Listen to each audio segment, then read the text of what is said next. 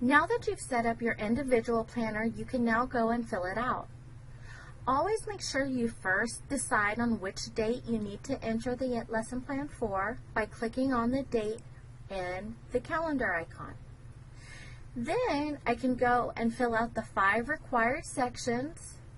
The ones at the bottom are optional. To start, let's talk about the content TEKS and SEs. These can be found by clicking in the document, and then they'll appear on the right-hand column. For example, today I'm doing math. So to see the standards, I simply click on the plus, and they will be expanded.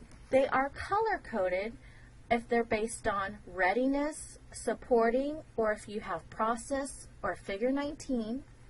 For example, in math, the process standards are in the beginning. For ELA, the figure 19 will be at the end of the document. Here, I can simply add them by double-clicking, and they will appear at the top. You can select as few or as many process, readiness, and supporting standards as appropriate. So if I want to add another, I just double-click, and it will be added to the top. For your ELPs, they are in a separate document on the right-hand column. So I first need to minimize by clicking on this minus sign, and then you'll see the English language proficiency standards. So click on the plus and they will expand, and now I can select the ones I want to use by double clicking, and they will also appear at the top. The other sections that are required, such as your essential content vocabulary, your teaching activities, your essential open-ended questions, and your assessment, can be filled out by clicking in the document and typing. They will expand as you type.